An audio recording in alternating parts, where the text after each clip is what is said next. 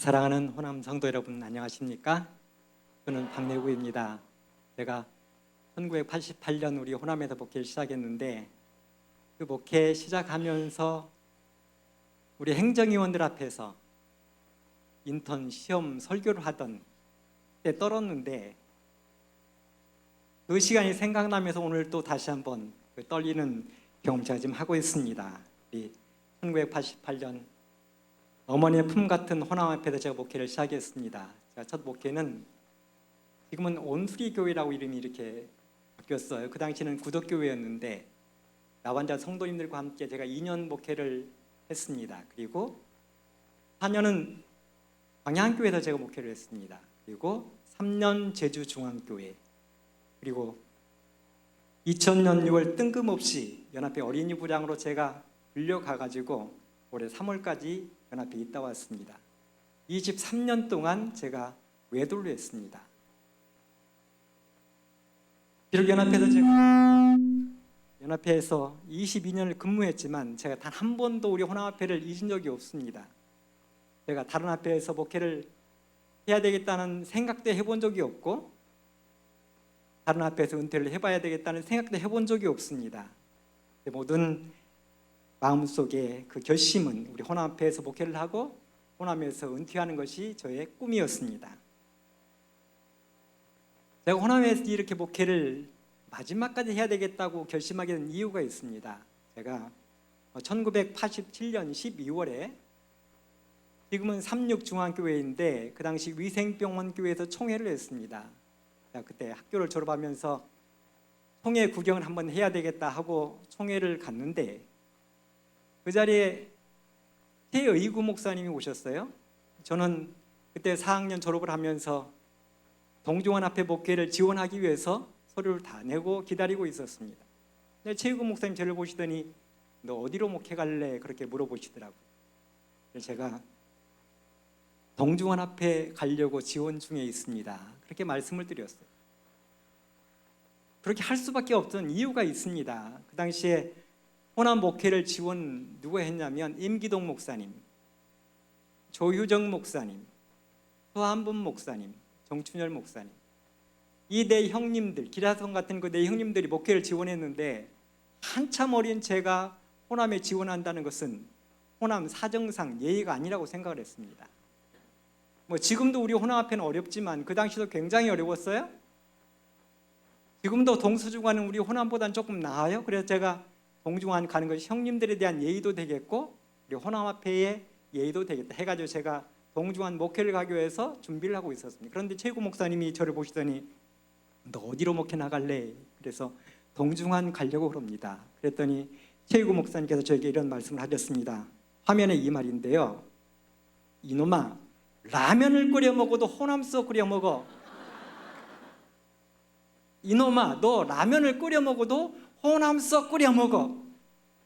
이 말을 듣는 순간 제가 동중환 간다는 이야기를 할 수가 없었습니다. 그래서 그 이야기를 딱 듣고 1%의 망설임도 없이 호남 땅으로 내려오게 되었습니다.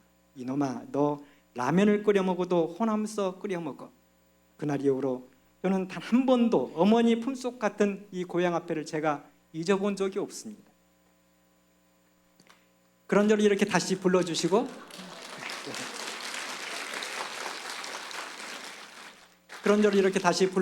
고향 합회에서 목회를 할 수 있도록 해주신 우리 모든 우리 호남합회 성도님들 감사합니다. 그리고 정말 제가 없었어도 그 기간 동안 이 교회를, 이 합회를 훌륭하게 이끌어주신 우리 선배 목사님들, 또 우리 후배 목사님들도 감사를 드리고, 또 이런 기회를 주신 합회장님 비롯해서 합회 모든 식구들에게도 감사를 드립니다. 사실 제가 좀 더 일찍 내려올 수 있었어요. 그런데 한 분 때문에, 그분이 오늘 제 앞에 강의하신 분이세요. 제가 연합회 5년 어린이 분야 임기 마치고 내려오도록 돼 있었습니다. 내려오려고 그랬어요. 저 지금 다 쌌습니다, 마음의 짐을. 근데 그분이 연합회장님이 되시더니 너 다시 남으라고 해가지고 5년을 더 남았어요. 5년 남고 나서 다시 12년을 더 남게 되었으니 제가 늦게 오게 된 것도 저 어르신의 은혜다. 그리고 제가 5년을 연합회장님으로 주군으로 모셨습니다. 그런 분을 앞에 이렇게 모시고 설교한다는 것, 그리고 1988년 YWCA에서 목사님 설교하실 때, 전도회 하실 때, 발 구르실 때 약 1년 차였어요. 그래가지고 전도회 하는데 이렇게 와서 보면서 나도 저렇게 훌륭한 주회장이 되면 얼마나 좋을까 그런 생각을 했는데, 오늘 또 저분을 모시고 함께 이렇게 예배를 드리게 된 것도 감사하게 생각을 합니다. 저에게 오늘 저녁과 내일 3시간을 이렇게 허락해 주셨는데, 오늘 저녁은 이런 제목으로 말씀을 좀 준비했습니다. 예수님의 꿈, 예수님의 비전, 예수님의 소원이. 내일 2시간은 7교회 마지막 교회인 라오디게아 교회와 우리 재림 성도들의 생활을 중심으로 이런 제목으로, 행복한 라오디게아 교회를 꿈꾼다, 이런 제목으로 내일 2시간을 말씀드리도록 하겠습니다. 이 땅을 살아가는 모든 사람들은 꿈이 있습니다. 소망이 있어요? 우리 모든 성도님들도 꿈이 있고 소망이 있고 교회들도 꿈과 소망이 있습니다. 우리가 잘 아는 이 김구 선생님에게 사람들이 물었습니다. 그랬더니 김구 선생님이 이렇게 대답을 했습니다. 너의 소원이 무엇이냐 하고 하나님이 내게 물으시면 첫째도 대한 독립이요, 또 하나님께서 너의 소원이 무엇이냐고 물으시면 둘째도 대한 독립이며, 하나님이 또 너에게 너의 소원이 무엇이냐고 물어보면 셋째도 대한 독립입니다. 이 김구 선생님의 모든 꿈은 대한 독립이에요.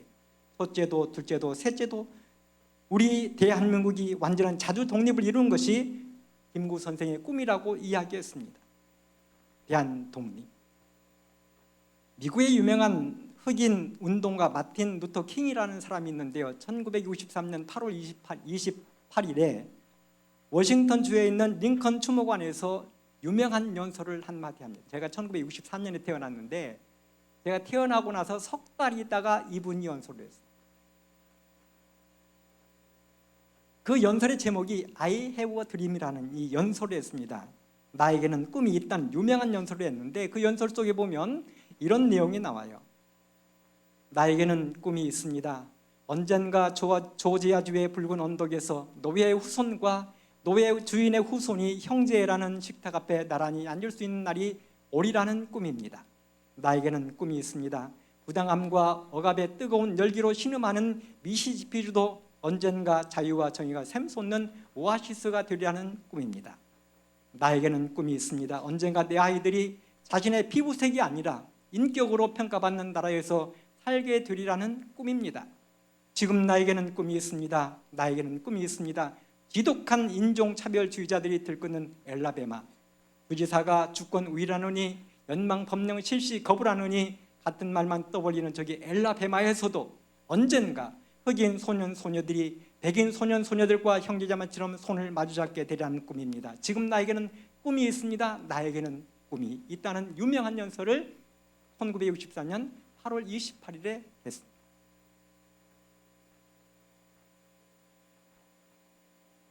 그렇습니다. 마틴 루터 킹의 이 꿈 소원은 첫째도 둘째도 셋째도 흑인과 백인이 함께 평등하게 어울려 사는 세상을 꿈꾸는 것이었습니다. 그렇다면 오늘 우리 호남 재림 성도의 소원이 무엇이냐고 하나님께서 물으신다면 우리 호남 재림 성도님들의 꿈은 무엇이라고 답하시겠습니까? 우리 성도님들에게 예수님께 너희의 소원이 무엇이냐고 물으시면 뭐라고 답하시겠습니까?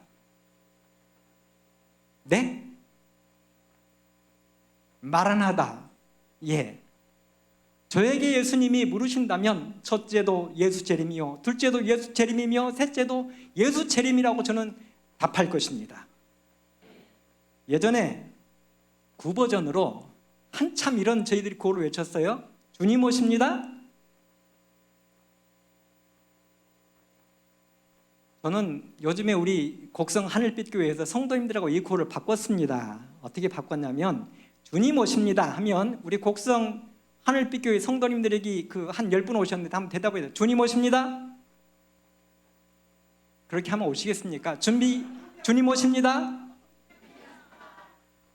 저희 곡성교회는 바꿨다고 말씀드렸습니다. 주님 오십니다 하면 저희 곡성교회는 준비됐습니다. 바꿨습니다.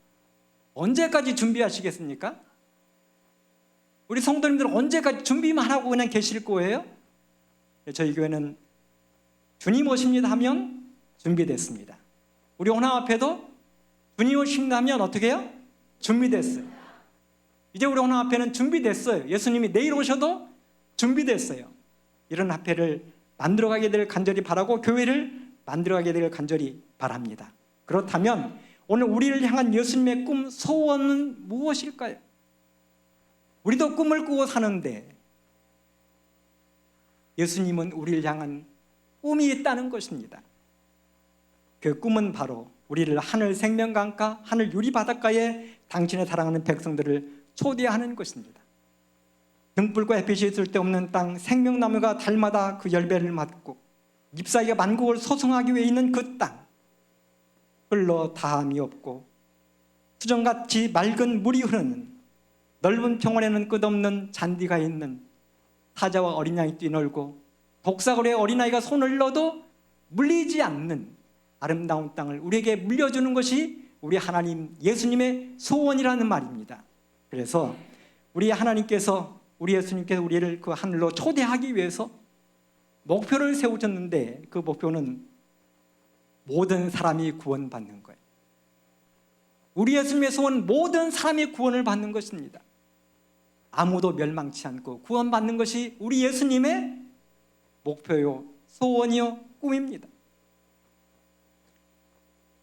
그래서 이 땅에 오신 예수님이 아무도 멸망치 않고 모든 사람이 구원받기를 원하시는 예수님의 꿈, 소망, 비전을 저희들에게 남겨주셨는데, 제가 성경을 연구해 보니까 예수님은 이 땅에 3가지의 꿈을 가지고 오셨어요.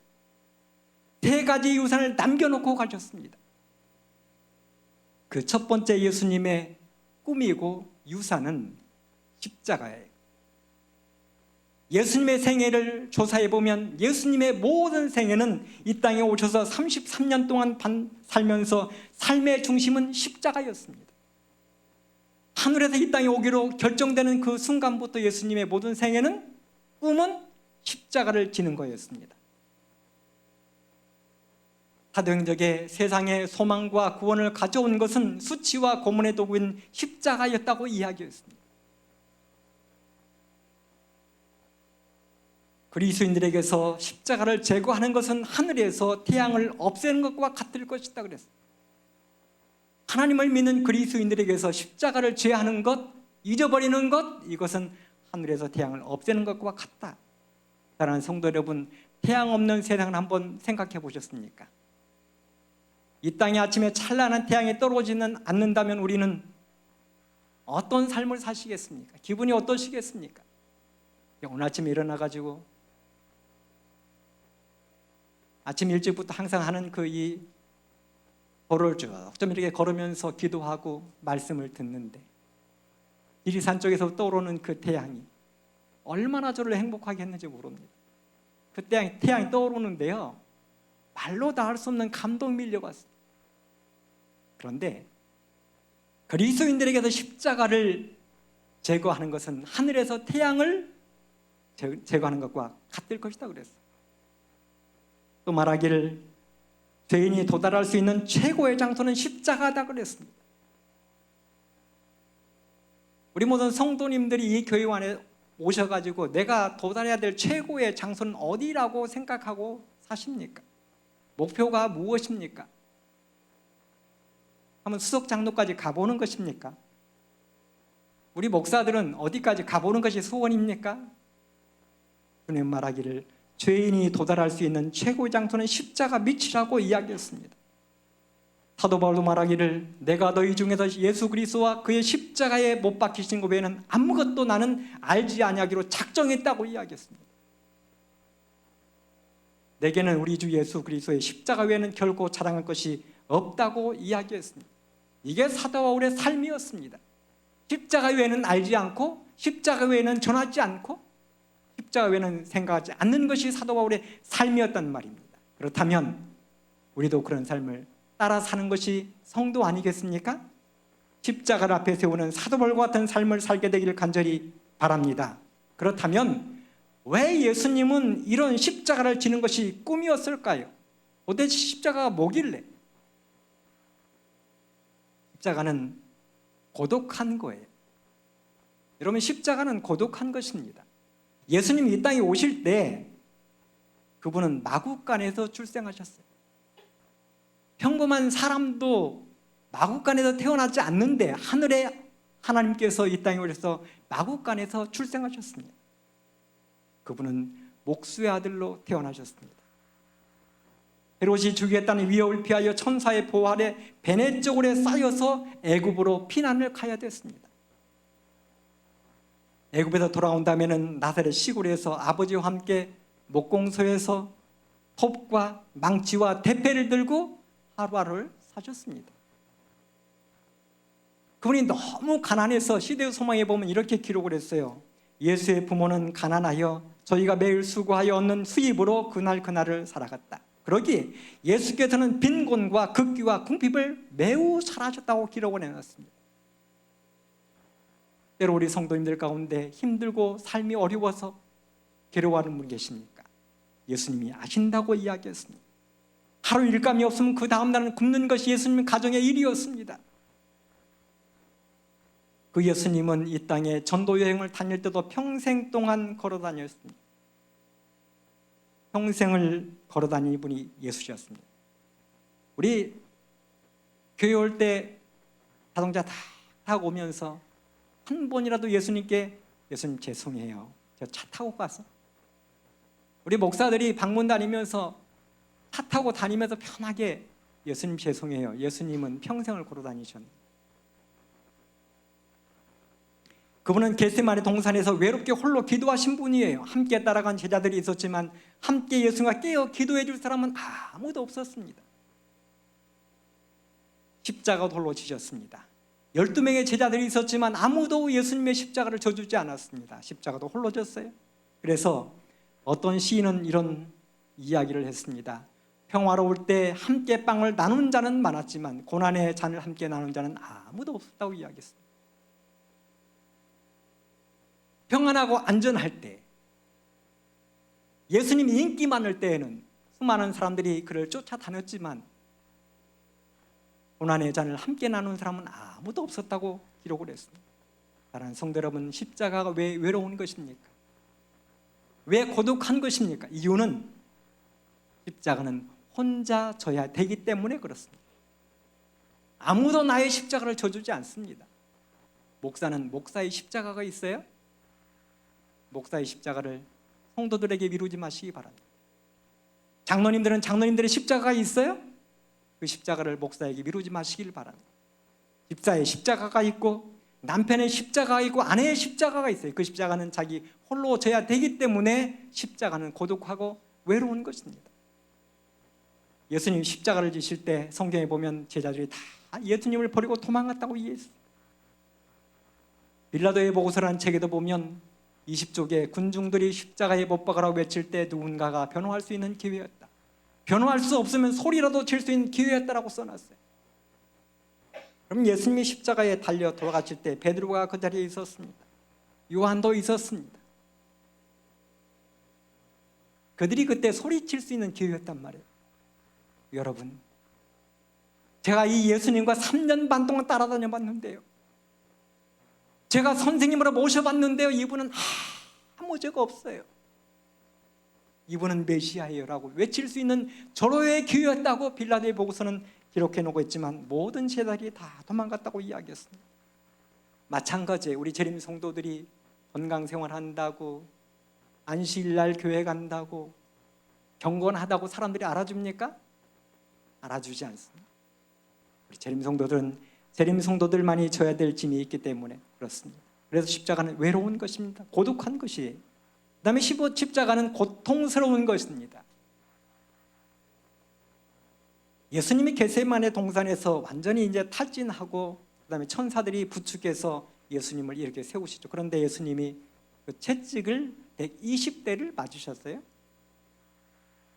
우리가 잘 아는 것처럼 당시 로마인들은 39, 40에 하나 감한매를 맞았어요. 40대를 맞으면 죽는다고 믿었기 때문에 그래요. 그런데 예수님은 유대인의 법에 따라서 120대의 매, 120대의 매를 맞으셨습니다. 십자가의 상소는 완전히 알몸으로 매를 맞는 것입니다. 나비나 철조각이 달린, 그래서 한 번 맞으면 살이 썩기 시작하는, 형제들이 양쪽에 서서 동맥이 터지고 내장이 터져 나올 때까지, 살점이 떨어져 너덜너덜해질 때까지 매질을 하는 것이 십자가의 고통입니다. 그래서 그 고통이 얼마나 심했는지 성경은 이렇게 이야기했습니다. 시편 20편 7절에 보면 내가 내 모든 뼈를 셀 수 있을 만큼 아프다 이 말이에요. 얼마나 아프면 내가 내 모든 뼈 한마디 한마디를 셀 수 있을 만큼 아프다. 129편 3절에도 보면 밭가는 자가 내 등에 가라 그 고랑을 길게 지었다고 이야기했습니다.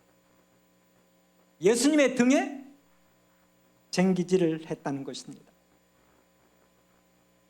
그 십자가는 너무도 고통스러운 것이어서 질 수 없는 것이고, 십자가의 형을 언도받는 순간 기절해 죽는 사람도 있을 만큼 십자가는 엄청난 고통스러운 십자가였습니다. 그 십자가를 예수님이 지실 때 제자들은 어디 갔습니까? 제자들은 어디 갔습니까? 아무도 그 십자가를 대신 지지 않았기 때문에 사람들은 억지로, 로마 군병들은 구레네 시몬을 불러다 십자가를 지운 것입니다. 예수님이 형장에 도착해서 십자가에 못이 박히고 그 다음 장면을 시대의 소망은 이렇게 기록을 했어요. 예수께서 십자가에 못 박히시자마자 힘센 사람들이 십자가를 들어 준비된 곳에 난폭하게 세웠다. 바로 이것이 하나님의 아들에게 가장 격렬한 고통을 주었다고 그랬어요. 십자가를 내리치고 세울 때 이스라엘의 기후는 낮에는 40도까지 올라가고 밤에는 영하로도 떨어지는 것이 그 나라의 기후라는 것입니다. 그런데 이제 십자가에 사람을 매달고 일주일쯤 지나면 이제 살이 썩어요. 그러면 고기 냄새를 맡고 날짐승들이 몰려들어서 눈도 파먹고 살도 뜯어먹고 쥐들이 십자가를 타고 올라와서 살을 갉아먹는 것입니다. 그러면 사람들이 미쳐서 헛소리를 지르면 로마 군병들이 지키고 있다가 포를 자르는 것이 십자가의 죽음이었습니다. 정강이를 커다란 망치로 부러뜨렸습니다. 때로 로마 군병들이 성기에 못을 박아 죽였습니다. 이게 십자가의 고통이에요. 사랑하는 성도 여러분, 이 세상에서 가장 비싼 것이 무엇인 줄 아십니까? 그것은 내가 짓고 있는 죄가 이 땅에다 가장 비싼 것입니다. 내가 짓고 있는 이 죄는 하늘에 계신 하나님도 이 땅에 끌어내릴 만큼 엄청난 값을 지닌 것입니다. 그래서 저희들이 이 죄를 무서워하게 되는 것이지요. 이런 고통스러운 십자가를 져주신 우리 예수님께 감사하는 우리 성도님들 되기를 간절히 바랍니다. 세 번째는 용서의 십자가예요. 마가복음 15장에 보면 이런 말씀을 기록했습니다. 마가복음 15장 16절 20절에 보면 군병들이 예수를 끌고 브라이도리온이라는 뜰 안으로 들어가서 온 군대를 모으고 예수에게 자색옷을 입히고 가시멸관을 엮어 씌우고 이하여 가로되 유대인의 왕이여 평안할지어다 하고 갈대로 그의 머리를 치며 침을 뱉으며 꿇어 절하더라. 희롱을 다한 후 자색옷을 벗기고 도로 그의 옷을 입히고 십자가에 못 박으려고 끌고 나갔다. 브라이도리온은 안토니오 총독의 성전인데 메튜엘이라는 사람이 해석해 놓기를 그날 저녁에 예수님을 십자가에 못 박기 위해서 사람들을 데려다 놓고 군중들이 외칠 때 그 자리에는 약 13,000명 정도의 사람들이 모였대. 예나 지금이나 사단이 주도하는 집회는 군중이 항상 10,000원이에요. 어마어마합니다. 수만 명은 금방 모여요. 그런데 그 자리에서 예수님에게 자색옷을 입혔습니다. 여러분, 예수님에게 자색옷을 입힌 것은 그 당시 로마의 쫄병들이 입는 옷이 자색옷이었어요. 이 말은 예수 너는 로마의 쫄병과 같은 사람이다 이 말이에요. 가시멜관을 씌웠어요. 하늘에 하나님이 쓰신 영광의 멸관 대신에 예수님의 머리에 가시관을 씌웠습니다. 갈대로 머리를 쳤어요. 갈대는 흔들리는 거예요. 예수님의 왕국이 흔들리는 왕국이라고 조롱하는 것입니다. 침도 뱉었어요. 당시 최고의 경위는 입 맞추는 거예요. 손과 팔에 입을 맞추는 거예요. 최고의 모욕은 침 뱉는 것입니다. 예수님에게 최고의 모욕을 가한 것입니다. 하늘의 천사들도 두려워 감히 얼굴을 들지 못하는 분에게 하늘의 천사들도 멸관을 벗어서 발 앞에 둔다는 그 주님에게 건방지게 인간들이 예수님을 조롱하고 있는 것입니다. 수염을 뽑았어요? 수염은 남자의 상징이에요?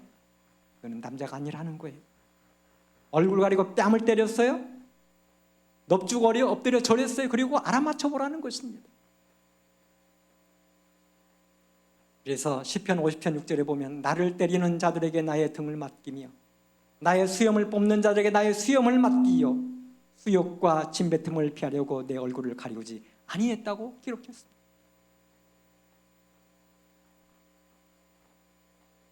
예수님이 이런 십자가의 치욕을 당할 때 하늘의 천사들이 비참한 모습으로 바라보았습니다. 십자가는 네 번째 대속의 십자가입니다. 대속의 십자가.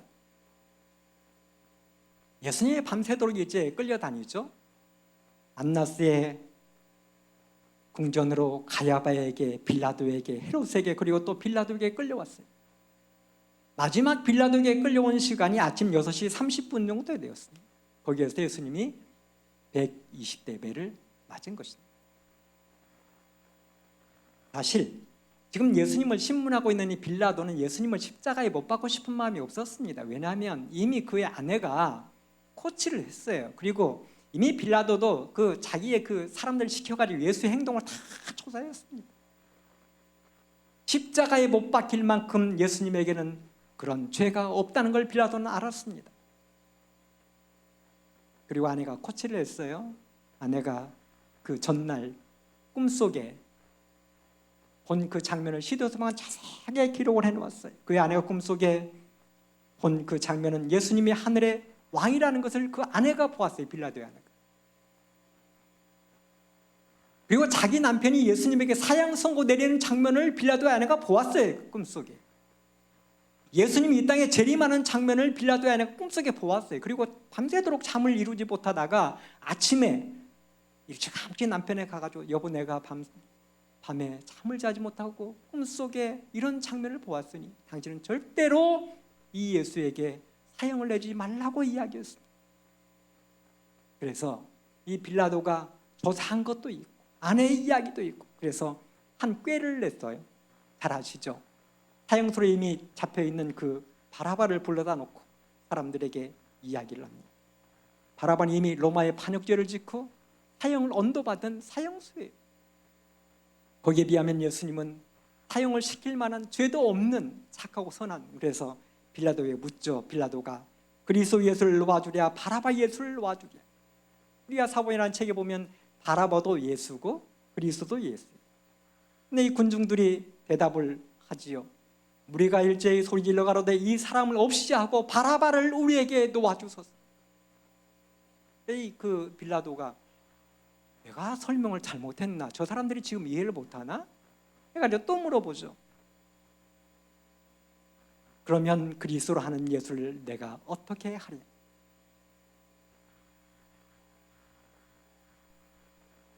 그 다음에 말하기를 누가복음 23장 23절에 보면 저희의 소리가 이겼다. 이 저희의 소리는 예수를 십자가에 못 박으라는 그 소리입니다. 디도성한 말하기를 그들은 인간의 탈을 쓴 악마처럼 예수를 십자가에 못 박으라고 울부짖었다 그랬어요. 악마처럼. 그리고 예수님은 마침내 바라바의 그 짐까지 지고 골고다 언덕을 향해 가셨습니다. 마땅히 바라바가 져야 될 그 십자가를 예수님이 대신 지신 것이죠.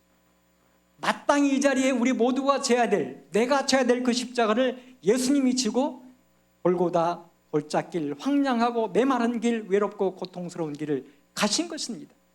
그래서 이사야 53장에 보면 그가 찔림은 내 허물 때문이요 그가 상함은 내 죄 때문이고 그가 징계를 받음으로 내가 평화를 누리고 그가 채찍에 맞음으로 내가 나음을 입었다고 고백했습니다.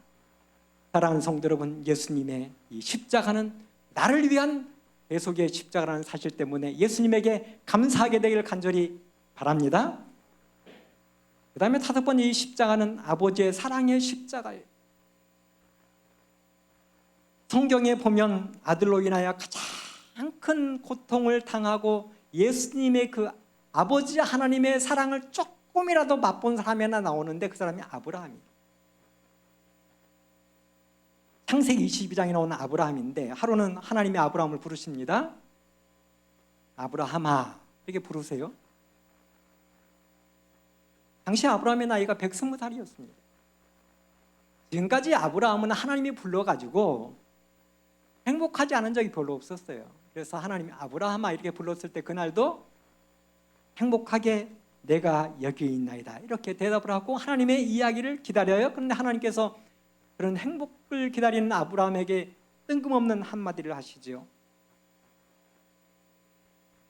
내 아들 내 사랑하는 독자 이삭을 데리고 모리아 땅으로 갔어.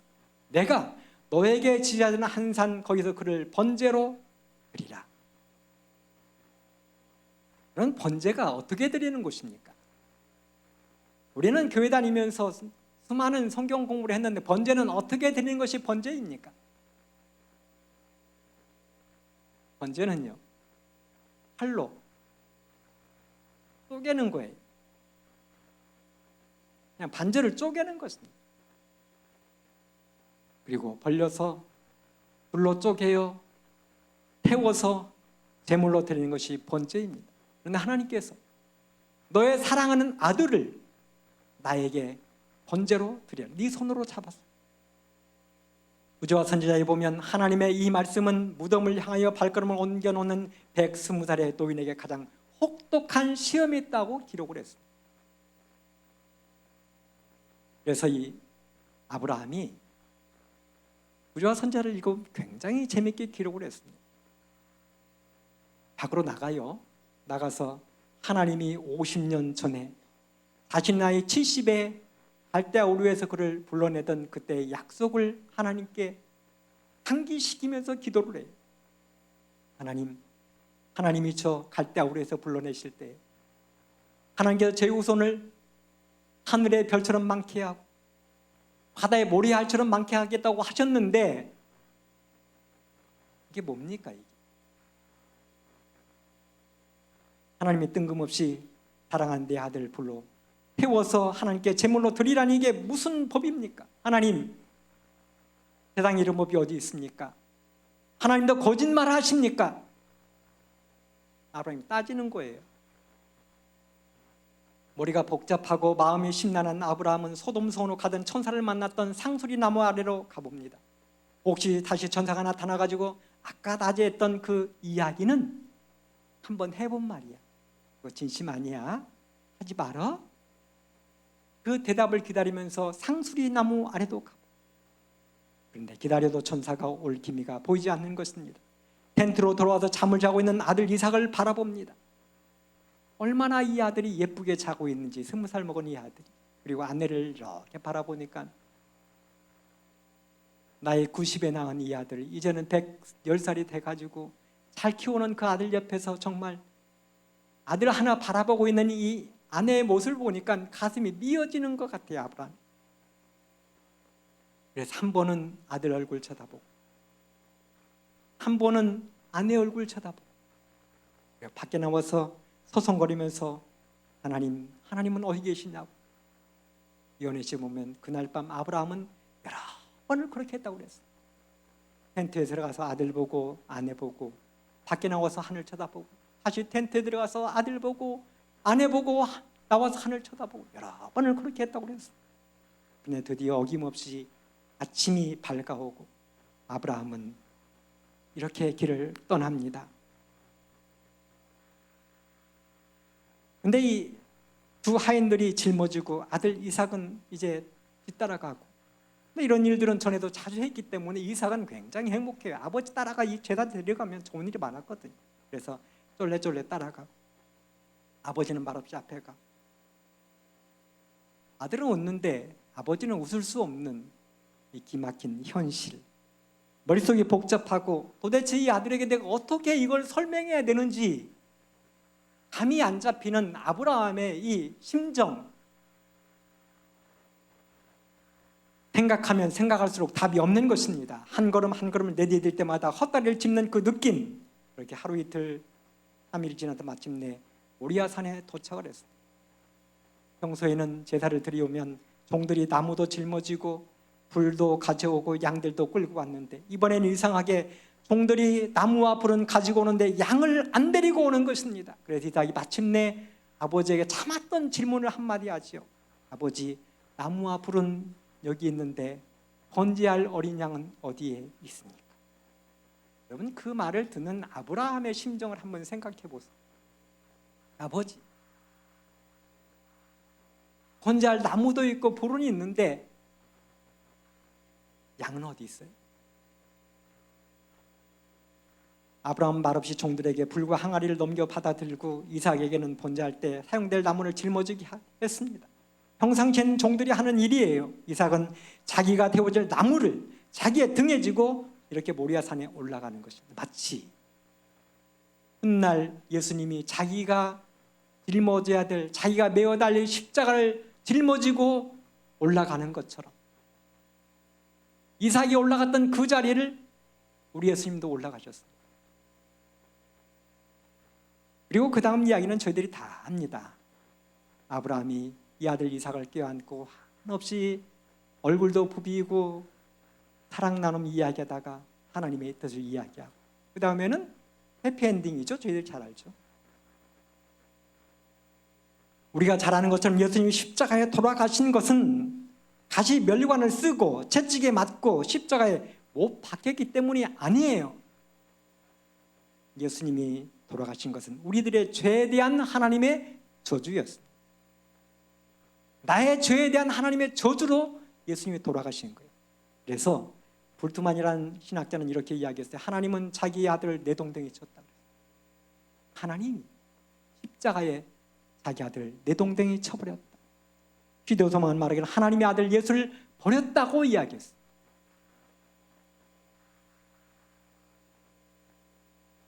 왜 예수님이 십자가에 달려 들어가실 때 낮 12시부터 오후 3시까지 구름이 골고다 언덕을 뒤덮었는가? 히데오소망은 말하기를 그 짙은 어두움으로 인하여 하나님의 임재가 가리워졌다. 그분은 어두움으로 장막을 만드시고 그분의 영광을 인간의 눈으로부터 감추셨다. 하나님과 그의 거룩한 천사들은 십자가 곁에 계셨다.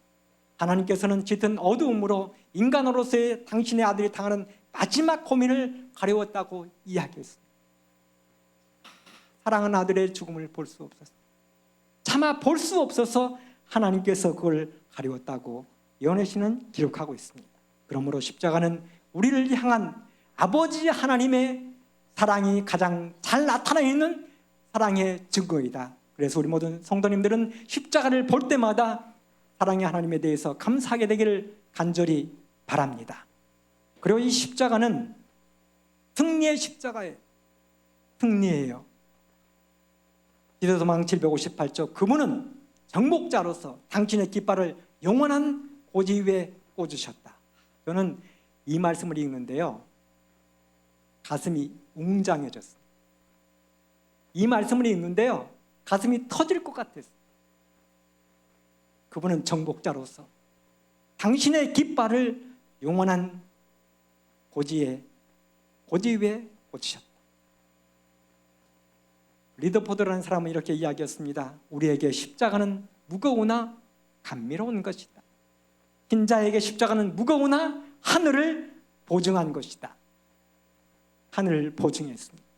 대쟁투에 보면 마지막 심판의 날에 하나님의 보좌 위에 십자가 나타난다고 이야기했어요. 새하늘과 새 땅이 창조된 이후에 한 가지 기념물이 있는데 그것은 십자가의 표, 즉 상하신 머리, 창으로 찔린 옆구리, 손과 발의 죄 흔적은 영원히 남는다고 이야기했습니다.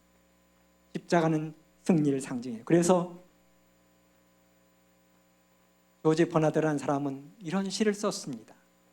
저 먼 언덕 위에 우뚝 솟아있는 낡고 거칠은 십자가는 우리 구주 예수 죄인 구하시려 고난 당하신 표적일세. 낡고 거칠은 십자가를 내가 극진히 사랑하니 나의 최후의 승리의 날 면류관을 받을 것이라고 이야기했습니다. 아멘입니까? 아멘입니다. 이게 우리 예수님의 첫 번째 꿈이에요. 이 고통스럽고 처참한 십자가를 우리를 위해서 지는 것이 예수님의 첫 번째 꿈이었습니다. 예수님의 두 번째 꿈은 교회를 세우는 것입니다. 교회를 세우는 것이 예수님의 두 번째 꿈이었습니다. 마태복음 16장 18절, 또 내가 내게 이르노니 너는 베드로라.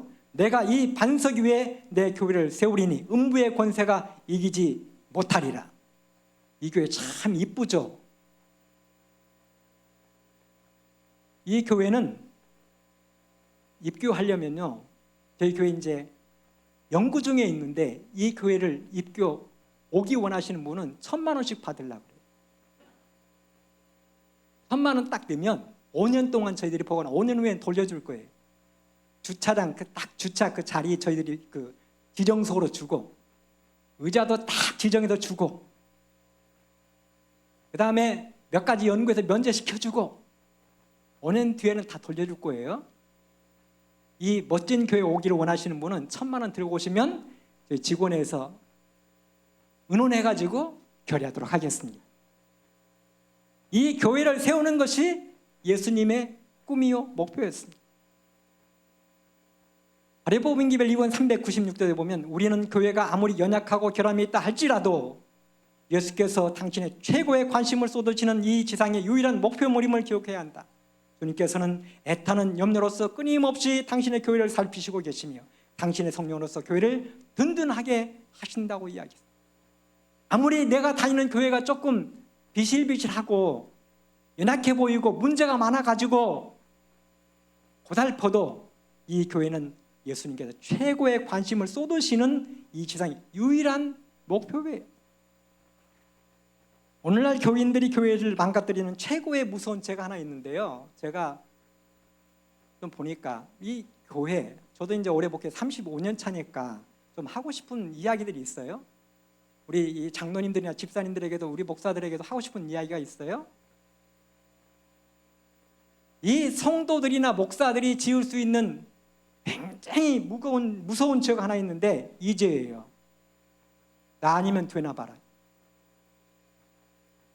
나 아니면 되나 봐라. 교회는요, 목사가 없어도 전혀 문제가 생기지 않아야 정상이에요. 만일 문제가 생기면 그것은 교회가 아니에요. 왜요? 교회는 하나님의 집이고 하나님의 최고의 관심을 쏟으시는, 그 다음에 보살피시는 하나님이 일하시는 하나님 자신의 집이기 때문에 그러는 거예요. 그래서 교회는 목사가 없어도 전진해야 하고, 누구누구가 없어도 앞으로 꿋꿋하게 전진해야 하고, 그런데 내가 없으면 연합회, 합회, 교회가 되나 봐라. 교회 망할 것 같아요? 절대 망하지 않아요. 왜요? 이 교회는 누구의 집이에요? 하나님의 집이에요. 혹시 우리 목사님들 가운데, 성도님들 가운데 나 없으면 되나 봐라 그런 생각을 가지고 있는 분 계시다면 당장 포기하세요. 내가 없어도 아무 문제 없이 잘 굴러가는 이 합회, 이 교회, 그 모습을 3개월 동안 쳐다보면 후회하게 될 거예요. 금방 후회해요. 내가 없어도 교회 잘 굴러가네? 굴러갈 거예요. 누구 집이기 때문에요? 하나님의 집이기 때문에 그렇습니다. 하나님이 지키시 때문에 그래요. 하나님의 꿈과 희망이 담겨있기 때문에 그렇습니다. 제가 제주도에서 목회를 할 때 처음 딱 갔는데 장로님들이 저한테 오시더니 그 이야기를 하셨어요. 이삿짐도 안 풀었는데 목사님, 우리는 한라산 꼭대기라도 좋으니 교회를 좀 옮겼으면 좋겠습니다. 여기 장로님들이 하신 첫 번째 말씀이에요. 한라산 꼭대기라도 좋으니 뭐 하자고요? 교회를 옮기자는. 옛날 제주 중앙교회를 가보신 분들은 아실 거예요. 얼마나 이렇게 그 안에 있는지. 그러니까 장로님들이 저한테 한라산 꼭대기라도 좋으니 나가자는 거예요. 그런데 몇 달 지난 다음에 그 기도가 응답되었는지 저희 교회 집사님 한 분이, 목사님, 내 동생에게 이 교회를 좀 사달라고 부탁하면 사줄 것 같아요. 그래서 이제 그 동생을 만나가지고 이야기를 하는데 동생이 교회를 사겠다는 거예요. 사면 그 교회는 맹지예요. 맹지. 길이 없어요. 그러니까 부시면 못 져요. 이제 사면 자기가 거기다가 간판하는데 간판 공장 만든다는 거. 그래서 기분 좋아가지고 이제 그 계약도 다 하고 이제 그 약속을 했어요. 그때가 8월 말 9월 달쯤 됐는데 제주도는 신구관이라는 기간이 있는데 그때까지 교회를 비워주기로 했어요. 석 달 남았어요. 근데 제가 너무 순진해가지고 석 달이면 한 달 동안 서류하고 그 5달 남았어요. 한 달이면 서류하고, 한 달이면 설계하고, 석 달 동안 지으면 신구관까지는 이사 가겠네 생각을 하고 계약을 그렇게 해서 신구관까지 교회를 비워줍니다. 그리고서는 땅을 찾기 시작하는데, 나가야 될 땅을 찾기 시작하는데 땅이 안 나오는 거예요. 제주 시내 그 부동산 그걸 가나다순을 해놓고 박내구는 그 기역부터 디귿까지, 누구 장로님은 니을부터 뭐 어디까지 이렇게 해가지고 부동산마다 전화해가지고 우리가 갈 만한 땅을 찾는데 없는 거예요. 우리는 신구관까지 비워줘야 되는데 신구관이 지나도 땅이 안 나오는 거예요. 그래서 그때부터 제가 고민이 되기 시작했습니다. 이미 기간은 지났고 계약 기간 지나면 몇 배로 물어줘야 되는 거 아시죠? 제가 저희 장로님들한테 그래요. 장로님, 땅 안 나오는데 위약금은 제가 갑을 받아서 낼 테니까, 위약금은 제가 낼 테니까, 갑을 받아, 목사가 월급 갑을 낼 테니까 해약합시다 그래서. 그랬더니 장로님이 무슨 말씀입니까? 이번 기회 하나면 못 나가는데. 그 다음에 여름까지 땅이 안 나왔어요. 근데 하루는 저희 교회 장로님이 이렇게 길을 가는데 예전에 저희 교회를 나오다가 안 나오신 분이 한 분 이렇게 보더니 장로님 어디 가십니까? 그러더래요. 그러니까 장로님이 사실은 내가 지금 이만 해가지고 땅을 구하고 있는데 참 고민이라고. 그분이 말해요. 그래요? 내가 땅 구해줄게 하더니 며칠 만에 땅을 구해서 403평짜리를, 그러면서 403평짜리를 구해가지고 이제 이렇게 가면 된다는 거. 그런데 밭을 구했어요. 밭을 구하면 교회를 지으려면 거기다가 어떻게 해야 돼요? 농지 변경해야 되는 거 아시죠? 농지 변경을 해야 돼요. 그런데 그 교회 땅하고 가장 가까이 있는 집이 고두심 집이고, 그 집이 딱 하나 있는데 다른 집이에요. 제주도의 깡패 집이에요. 저희 교회를 가기 위해서는 좌측에 고두심, 오른쪽에 깡패 집이에요. 거기를 지나가야 되는데 그 집에서 농지위원들한테 압력을 넣은 거예요. 너희 도장 찍어주면 죽인다는 거예요. 깡패가 그렇게 하는데 농지위원이 누가 찍어주겠어요? 교회를 짓기 어려운 환경 가운데 처했어요. 할 수 있는 방법이 없었어요, 그 사람. 그런데 놀라운 것은 이 교회를 나오다가 안 나왔던 그래요? 내가 땅을 찾아줄게요 했던 그분이 제주도 원조 주목대장이에요. 원조. 일설에 의하면 육주에는 어떤 학교가 300명이 거기 그 수학여행 왔다가 그분 한 사람에게 혼나가지고 목포로 쫓겨갔다는 일설도 있는데 맞는 이야기인지 모르겠어요. 이제 그만큼 이거예요. 제주도 이거예요. 그분이 가가지고 그 제주도 깡패 대장에게, 주목 대장에게 딱 이렇게 말씀하셨어요. 야 이 자식아, 내가 다니는 교회를 지으려고 그러는데 네가 왜 막아? 그 다음날 해결됐습니다. 야 이 자식아, 내가 다니는 교회를 지으려고 그러는데 네가 왜 막어? 그래요. 그분이 교회 다 이 건축되고 완공될 때까지 그분이 건축위원장 하듯이 해가지고 교회를 다 지어놓고 나중에 목포로 이사 나오셨다는 이야기를 들었습니다. 사랑하는 성도 여러분, 이 교회는 하나님의 집이에요. 하나님의 집이기 때문에 최고의 관심을 쏟으시는 그 대상이기 때문에 우리 하나님께서 모든 것을 책임지십니다. 우리 성도님들이 다니는 모든 교회 어려움과 힘든 것은 우리 주님이 책임지십니다. 믿게 되기를 간절히 바랍니다. 세 번째 선물은 이건데, 이거는 작년에 주민우 목사님께서 이미 1회 때 하셨기 때문에 제가 안 하도록 하고 지금부터는 기도회를 좀 갖도록 하겠습니다. 앞에 기도회 이 제목이 올라오면 우리 모든 성도님들은 제자리에서 음악이 그칠 때까지 기도하시고, 음악이 그치면 제가 기도하고 마치도록 하겠습니다.